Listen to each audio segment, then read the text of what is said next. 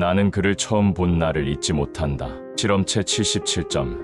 이름 없는 존재. 문서상으론 비물리적 시간 반응군 실험체 에이너이라 불렸고 우리는 줄여서 노이라 불렀다. 그는 격리실 D7에 보관되어 있었고 절대 단독 관찰이 허용되지 않았다. 감시 인원은 반드시 2인 이상. 기록은 실시간으로 암호화 백업. 무엇보다 가장 중요한 지침은 단 하나였다. 그가 움직이지 않더라도 반드시 기록하라. 나는 이 지침의 의미를 그땐 이해하지 못했다. 그는 항상 같은 자세로 앉아 있었다. 회색 수트, 팔짱을 낀 채 벽을 응시한 모습. 며칠이고 몇 주고 단 한 번도 자세가 바뀐 적 없었다. 호흡도 안구 운동도 없었다. 그는 그저 정지된 하나의 구조물 같았다. 하지만 매일 아침마다 관찰 기록을 확인하면 항상 같은 문장이 덧붙여져 있었다. 실험체 077은 지난 24시간 내 삶의 자세 변동. 녹화 파일 없음. 확인 불가.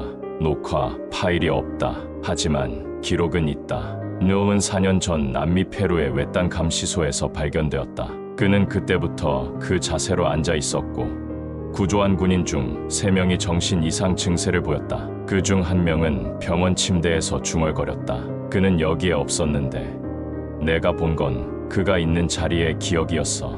해당 병사는 72시간 후 실종되었고 병실 내부 CCTV는 정지된 영상만 반복 재생되었다. 노을 IOP로 이송한 건 그의 반응을 과학적으로 설명할 수 있을 것이라는 기대 때문이었다. 초기엔 뇌파 검사를 시도했지만 그의 신체는 완전히 살아있으면서도 뇌파는 진폭 0, 빈도수 0을 기록했다. 생체는 유지되는데 뇌는 존재하지 않았다. 우리는 그를 직접 관찰하게 되었다. 실험 개입 프로토콜 C14의 승인을 받고 나서였다. 당시 IOP는 시간 비관측 실체의 역반응이라는 개념을 입증하려 했고 노을은 그 이론의 중심이었다. 가설은 이랬다. 노을은 시간 개념에서 독립된 인식 주체이며 우리가 관측할 수 없는 순간에만 반응한다. 즉, 우리의 시선이 닿지 않는 찰나에만 움직이며 우리가 인식하는 세계와는 다른 축에 존재한다는 것. 그를 보지 않으면서 관찰하기 위해 만들어진 장비가 페이스 5이야 분산 장치였다. 사용자의 망막에 직접 연결되어 무의식적 시선을 추적하고 피엄체를 시야의 중심에 두지 않도록 자동 조절하는 시스템이었다. 처음 장비를 착용하고 노을을 관찰한 날 나는 아무런 움직임도 기록하지 못했다. 하지만 이상한 점은 있었다. 나는 분명히 그가 벽을 응시하고 있었던 걸로 기억한다. 그런데 장비를 벗고 다시 들어가 보았을 때 그는 우리 쪽을 향하고 있었다. 영상은 항상 정면, 정지, 단지 기록 시스템만 다음 문장을 출력했다. 관측자 영영사시야 외 활동 흔적 감지. 영상 기록 없음. 그 후 관찰자 2명이 사라졌다. 출입 기록은 존재했지만 나가는 기록은 없었다. IOP는 조사팀을 투입했지만 아무것도 찾지 못했다. 그러나 그날 이후 노을은 팔짱을 풀고 손을 무릎 위에 올려놓았다. 그것은 단순한 자세 변경이 아니었다. 그것은 반응이었다. 2명, 너무 빨랐다. 더는 관찰하지 마라. 그 메시지는 서버를 통해 모든 실험실에 전송되었다. 그때 제임슨 코우 박사가 실험 프로토콜을 전환했다. 동기화된 피험자를 노을 앞에 두고 감각 차단과 무의식 반응을 유도해 실체의 주파수와 간접 접촉시키는 방식이었다.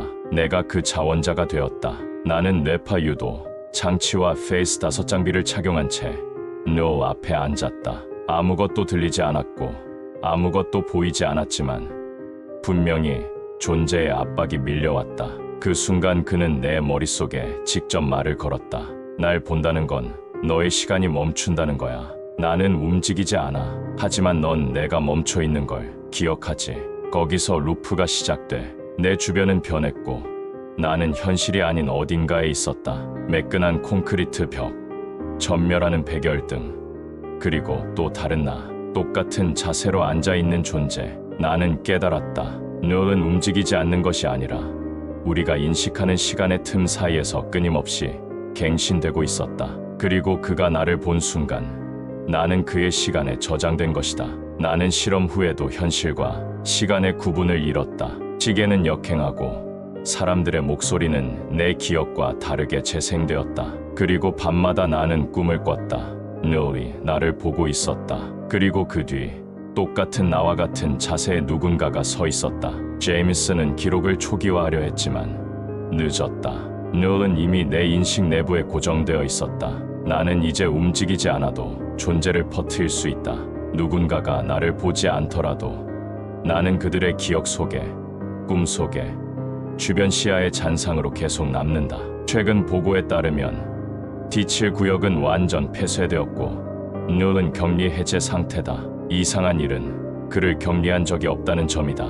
격리 기록이 모두 사라졌고 실험체 077이라는 문서 자체가 존재하지 않는 것으로 변경되어 있었다. 그렇다면 지금도 뇌는 어딘가에 존재한다. 아마 당신의 방 구석 어두운 벽, 잠시 시야에서 벗어난 모니터의 뒤편, 혹은 지금 이 문장을 읽고 있는 당신의 등 뒤.